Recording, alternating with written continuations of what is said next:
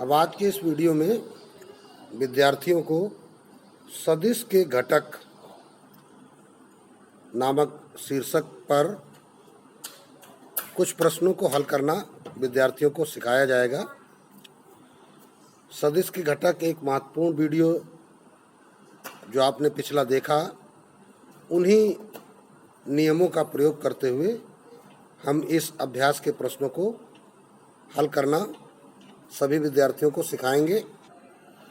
तो पहले प्रश्न में दिया गया है सदिशों 3i cap plus 7j cap minus 4k cap comma i cap minus 5j cap minus 8k cap तथा 6i cap minus 2j cap plus 12k cap का योग अर्थात परिणामी ज्ञात कीजिए। अभी ये तीन सदिश जो है अपने घटकीय अवस्था में हैं, तो इनका हम नामकरण चाहें तो इनका कर सकते हैं। तो हम लिखेंगे प्रश्नानुसार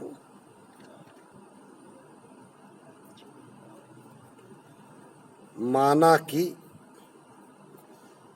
वेक्टर ए बराबर 3i cap plus 7j cap minus 4k cap, vector B बराबर i cap minus 5j cap minus 8k cap, vector C बराबर 6i cap minus 2j cap plus 12k cap. तो इनका परिणामी अथवा योग, तो अतः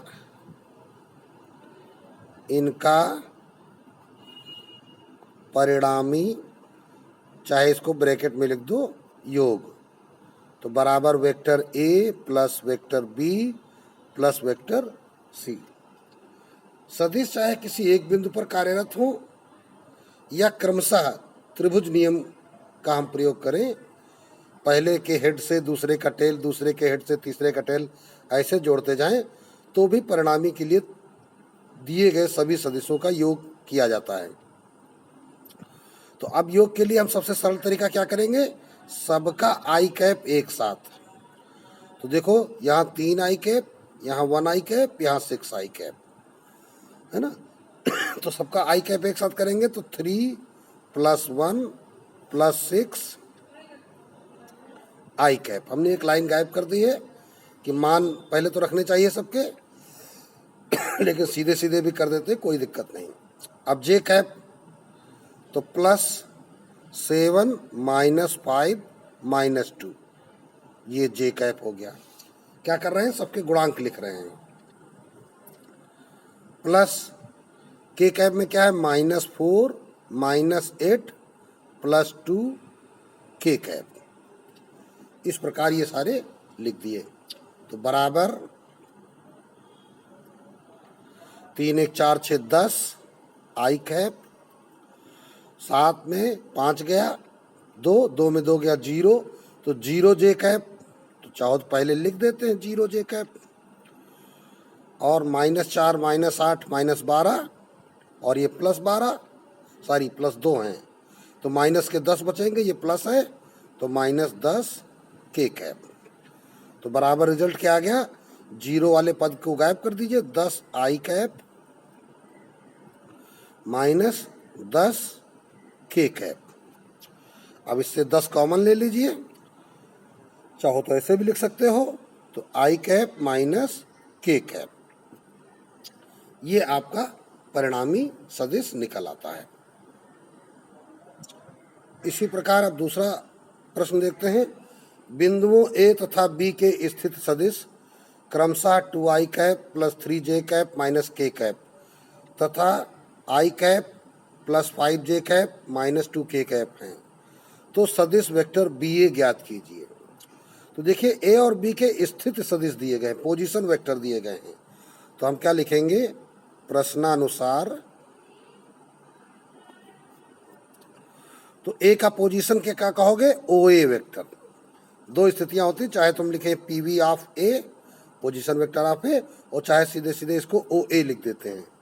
बराबर है 2i cap plus 3j cap minus k cap, और b का पोजीशन अर्थात vector OB i cap plus 5j cap minus 2k cap. तो इसलिए हमको निकालना क्या है, वेक्टर BA निकालना है। तो हम जानते हैं वेक्टर BA बराबर क्या होगा, position of A minus position of B, अर्थात OA माइनस OB। तो OA लिख देते हैं 2i cap plus 3j cap minus k cap, और माइनस, अब देखिए OB वेक्टर अर्थात दूसरा वेक्टर घटाना है तो घटने वाले पदों के चिन्ह बदल जाते हैं। तो minus i cap plus 5j है तो क्या हो जाएगा, minus 5j cap plus 2k cap, सबके चिन्ह बदल जाएंगे।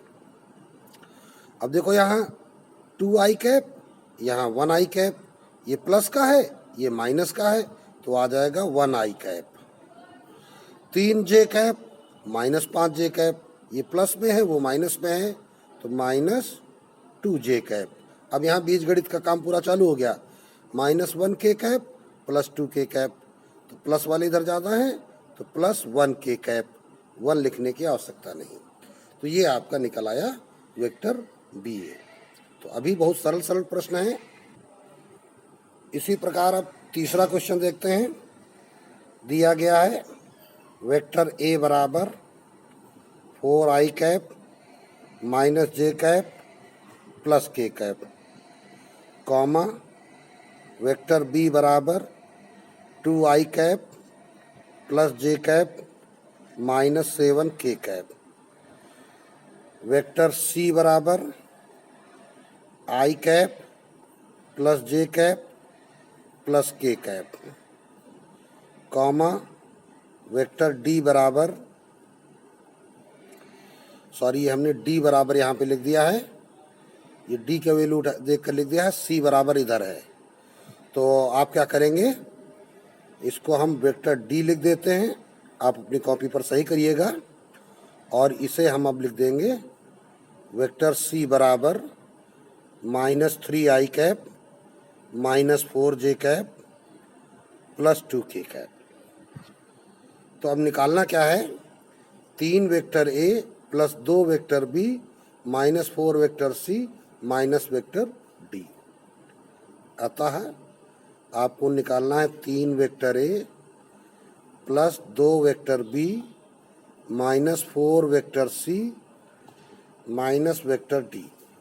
तो वैल्यू सबकी पुटअप कर लेते हैं। 3 वेक्टर A अर्थात 3 of 4i cap minus j cap plus k cap, plus 2 vector B तो 2 of 2i cap plus j cap minus 7k cap, minus 4c है तो c की वैल्यू क्या है, minus 3i cap minus 4j cap plus 2k cap, और क्या इसके बाद माइनस d, तो माइनस d की वैल्यू क्या रखेंगे, ये है i cap plus j cap plus k cap. तो अब देखिए अब हम करेंगे क्या, सीधे सीधे i कैप वाले एक जगह कर लेते हैं। 3 से ब्रैकेट खोलेंगे, 3 चौको 12i कैप, और ये 2 दूनी 4i कैप, और माइनस माइनस प्लस 4 ते 12i कैप, और माइनस ये i कैप, ये i कैप एक जगह इकट्ठा हो गए।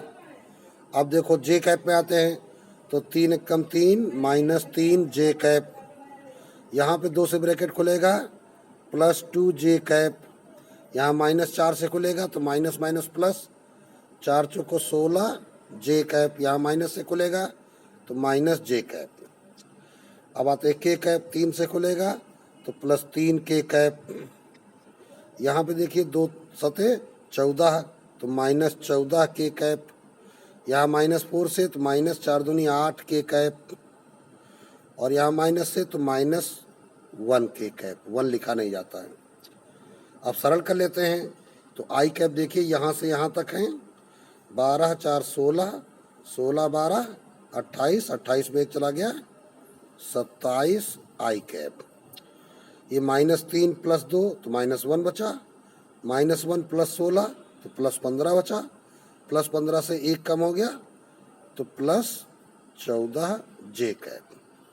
अब 3 के कैप -14 तो 14 से 3 चला जाएगा -11, -11 में -8 जोड़ दोगे तो -19 और -19 में -1 जोड़ दोगे तो -20। ये हो गया -20 के कैप। तो इस प्रकार ये आपका रिजल्ट प्राप्त हो जाता है। अब अगला चौथा प्रश्न विद्यार्थियों के सामने देखते हैं। यदि बिंदु ए, बी, सी तथा डी के स्थित सदिश क्रमशः 2i कैप + 4 के कैप, 5i कैप + 3√3 जे कैप + 4 के कैप, 2√3 जे कैप + के कैप, 2i कैप + के कैप हैं, तो सिद्ध कीजिए कि रेखा AB तथा रेखा CD परस्पर समांतर हैं। तो अब हम परस्पर समांतर सिद्ध करना है, तो जब स्थित सदिश दिए गए हैं तो हम लिखेंगे प्रश्नानुसार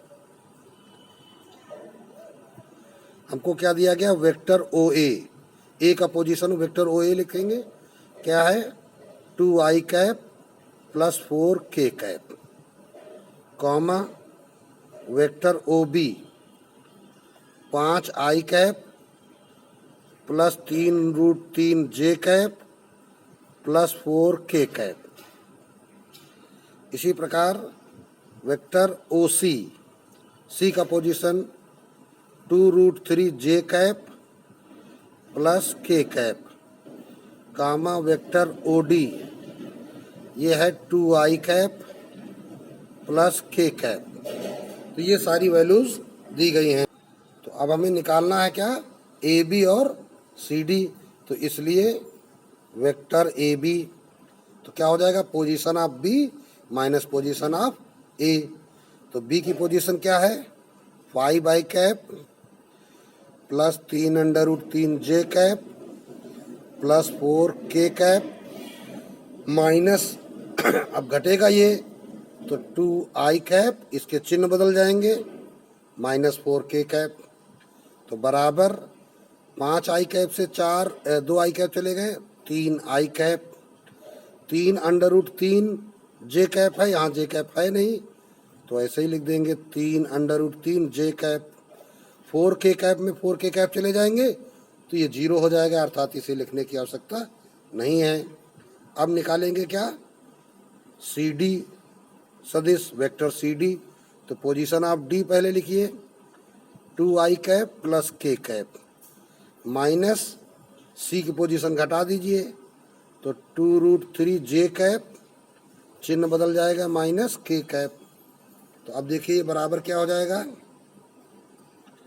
तो बराबर 2i कैप अकेले यहाँ तो है नहीं तो 2i कैप लिखते हैं, फिर -2√3 जे कैप और के कैप गायब हो गया, ठीक है ना। तो अभी ऊपर अगर आप ध्यान से देखो तो ये कितना है 3i कैप + 3√3 जे कैप, और ये देखो ये कितना है 2i कैप - 2√3 जे कैप, यही तो है ना दोनों। अभी यहाँ इस प्रश्न में कुछ मिस्टेक है वो देखना पड़ेगा, क्योंकि यहाँ बीच में चिन्ह प्लस का आ रहा है और यहाँ माइनस का आ रहा है। चिन्ह दोनों का एक जैसा होना चाहिए। तो एक बार फिर से प्रश्न में देखते हैं, यहाँ पर प्लस ही लगा है लेकिन होना यहाँ माइनस चाहिए।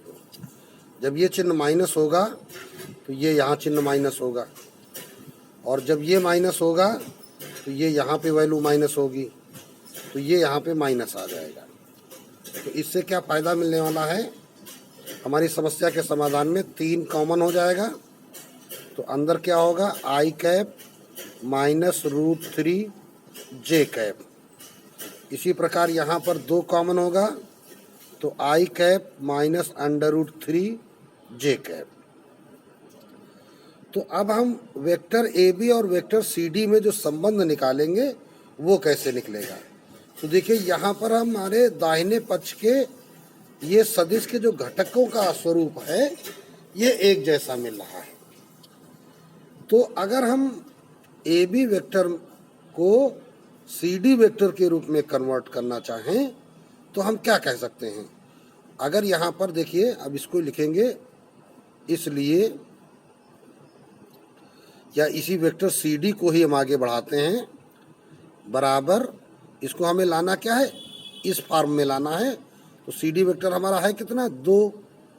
तो अब इनटू हमको लिखना पड़ेगा 3 i cap minus √3 J cap. तो अब जरा देखिए ध्यान से कि ये लिखा तो यहाँ 2 आई कैप माइनस √3 जे कैप है, और हमने इसको लिख दिया 3 of I cap minus √3 J cap. तो 3 का हमने गुणा किया तो हम 3 का साथ ही में भाग भी कर देते हैं। तो इससे क्या हो जाएगा, 3 3 कट जाएगा और जो सी डी की वैल्यू है वही बनी रहेगी। लेकिन हमें फायदा क्या मिला है? फायदा हमें यह मिला कि हम कह सकते हैं कि ये वेक्टर सी डी बराबर 2/3 वेक्टर ए बी, अर्थात ये सी डी वेक्टर क्या हो गया, लेम्डा वेक्टर ए बी के बराबर हो गया। तो अब हम क्या कह सकते हैं, अतः ए बी समांतर सी डी, ए बी और सी डी क्या हैं, समांतर हैं। ये आपका प्रूव्ड हो जाता है। तो यहाँ प्रश्न में वहाँ जो 3√3 जे कैप था ये नेगेटिव होना चाहिए, तभी ये दोनों समांतर होंगे। अब इसी प्रकार अगला 5वां क्वेश्चन है, एक कण पर 2 बल 4 i cap plus j cap minus 3 k cap, 4 i cap plus j cap minus 3 k cap, ये पहला बल है ना। तो इस पहले बल का मान हम ले लेते हैं वेक्टर ए, कॉमा दूसरा बल इसका नाम ले लेते हैं vector B, 3 i cap plus j cap minus k cap, ये दूसरा वेक्टर हमने ले लिया। और एक कण पर लगे हैं, तो मान लीजिए ये एक कण है, इस कण पर एक ये सदिश लगा हुआ है और एक ये सदिश लगा हुआ है। अगर इसको वेक्टर ए कहा जाए, इसको वेक्टर बी कहा जाए, और दोनों ही इस कण पर लगे हुए हैं, इस बिंदु पर, एक ही बिंदु पर कार्यरत कर रहे हैं, तो इनका करना क्या, परिणामी बल ज्ञात करना है। चूंकि लिखेंगे क्या, दोनों बल एक कण पर कार्यरत हैं, इसलिए परिणामी बल। तो अब देखिए, परिणामी बल के लिए करना क्या होता है, दोनों सदिशों को जोड़ना होता है। तो चूंकि एक ही कण पे लग रहे हैं, तो ऐसी दशा में हमें क्या करना पड़ता है, एक समांतर चतुर्भुज का निर्माण करना पड़ता है, और बलों के समांतर चतुर्भुज के योग के नियम का सहारा लेना पड़ता है। तो इसमें जो विकर्ण बनता है यही इनका परिणामी वेक्टर आर होता है। तो जब हमने समांतर चतुर्भुज बनाया तो ये है क्या, वेक्टर बी, तो ये भी हो जाएगा वेक्टर बी। तो अब देखिए vector A plus vector B बराबर हो जाएगा वेक्टर ए प्लस बी। तो ये परिणामी बल क्या हो जाएगा, इसको हम वेक्टर आर भी कह सकते हैं, वेक्टर आर बराबर, या इसको ऐसे निशान लगा लो, वेक्टर आर बराबर vector A plus vector B. तो वेक्टर ए की value 4 i cap plus j cap minus 3 k cap plus 3 i cap plus j cap minus k cap. तो 4 और 3 7 आई कैप प्लस 1 और प्लस 1 प्लस 2 जे cap minus 3 minus 1 तो minus 4 के cap. तो ये आपका परिणामी बल आ जाता है। इसी प्रकार अब छठा क्वेश्चन देखिए, छठे में क्या कहा जा रहा है, किसी कण पर कार्यरत 3 बल 2 आई cap minus j cap plus 3 k cap, 2 आई cap minus j cap plus 3 k cap, ये पहला बल हो गया। दूसरा क्या है, जे कैप प्लस के कैप। तीसरा क्या है, के कैप माइनस 2 जे कैप माइनस 2 आई कैप। ये 3 बल है तुम्हारे पास। तीनों का नामकरण कर दो, ये वेक्टर ए हो गया, कॉमा ये वेक्टर बी हो गया, कॉमा ये वेक्टर सी हो गया। तो हमें क्या करना है, प्रश्न कह रहा है क्या किसी कण पर कार्यरत 3 बल कण को संतुलन में रखेंगे, तो हमें इनका परिणामी निकाल लेना है। तो यहाँ पे लिखा है, ऊपर लिखते क्या है, लिखते हैं प्रश्नानुसार माना कि एक कण पर कार्यरत 3 बल निम्न हैं। ठीक है ना, तीनों बल हमने लिख लिए हैं। अतः इन बलों का परिणामी बल तो बराबर क्या होगा, vector A plus vector B plus vector C. तो वेक्टर ए की value 2i cap minus j cap plus 3k cap, और बी की value j cap plus k cap plus C की value k cap minus 2j cap minus 2i cap. तो अब क्या करना है, सबको जोड़ना है। तो आई कैप एक जगह इकट्ठा करो, 2i कैप और माइनस 2i कैप, तो ये दोनों क्या हो जाएंगे, कट जाएंगे। तो क्या हो जाएगा, 0i cap minus 1j cap plus 1j cap, ये देखो दोनों कट गए। 2i कैप भी हम काट सकते हैं। ठीक है ना। तो अब देखिए और क्या बचा, अब जो है ये माइनस 2j कैप, और कहीं बचा नहीं, तो minus 2j cap, 3k cap, 1k cap, 1k cap, तो 3 1 4 1 5 5k कैप।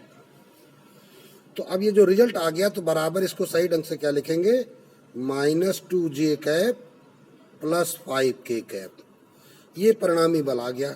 तो जब तीनों सदिशों का परिणामी बल आ गया, तो इसका मतलब हो गया कि अतः कण पर कार्यरत तीनों बल संतुलन में नहीं है। संतुलन में कब होते, जब ये 0 आ जाता। तो लिखेंगे चूंकि यह मान 0 के बराबर नहीं है, अतः कण पर लगे तीनों बल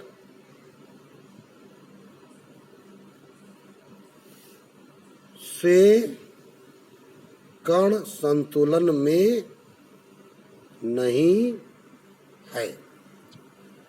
कण पर लगे 3 बलों से ये जो है कण संतुलन में नहीं है, 3 बलों से कण संतुलन में नहीं है। इसी प्रकार अगला प्रश्न देखते हैं।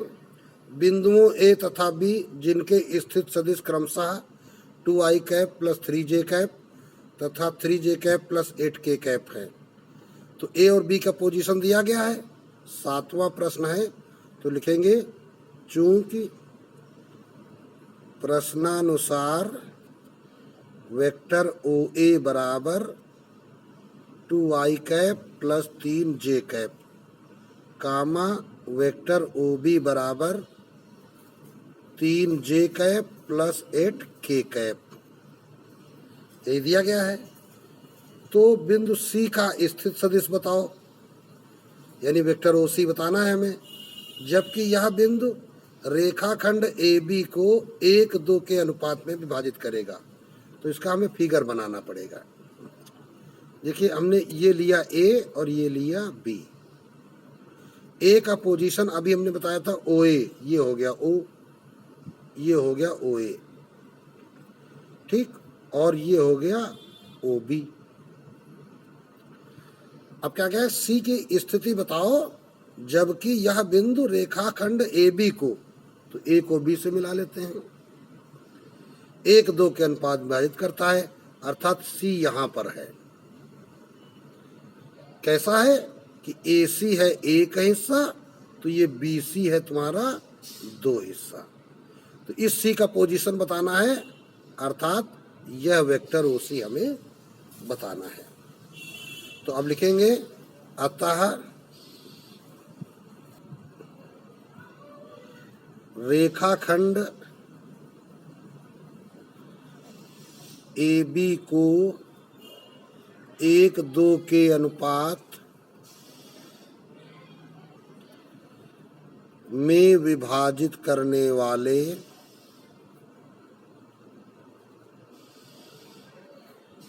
बिंदु C का स्थित सदिश। तो फार्मूला क्या होता है? फार्मूला होता है m वेक्टर b, है ना। तो m क्या है? 1 इंटू वेक्टर b कितना है? वेक्टर b, इसको चाहो लिख दो वेक्टर OB, प्लस n यहाँ 2 है इंटू वेक्टर OA बटे m प्लस n, ये फार्मूला होता है। अब इसको सरल कर देंगे तो 1 का वेक्टर OB में गुणा करोगे तो वही वैल्यू आ जाएगी 3j cap plus 8k cap, है ना। चाहो तो इसके बाहर 1 ऐसे लिख दो, plus 2 of 2i cap plus 3j cap अपान 2 1 3 हो गया, ठीक है। तो बराबर ये देखिए, एक से ब्रैकेट खोलेंगे 3j cap plus 8k cap plus 2 दूनी 4 i कैप प्लस 2 तिहाई 6 j कैप बटा 3।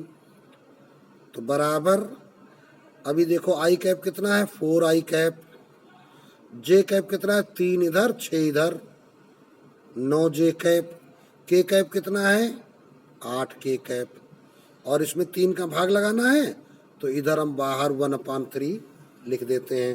तो ये हमारा C का पोजीशन वेक्टर OC निकल आता है, वेक्टर OC, और यही आपको ज्ञात करना था। तो ये अब पूरा हो गया। तो इस प्रकार आज के इस वीडियो में विद्यार्थियों ने बहुत छोटे छोटे ऐसे सदिश के प्रश्नों को हल करना सीखा है जो सदिश अपने घटकों के रूप में, अर्थात i cap, j cap, k cap के रूप में होते हैं।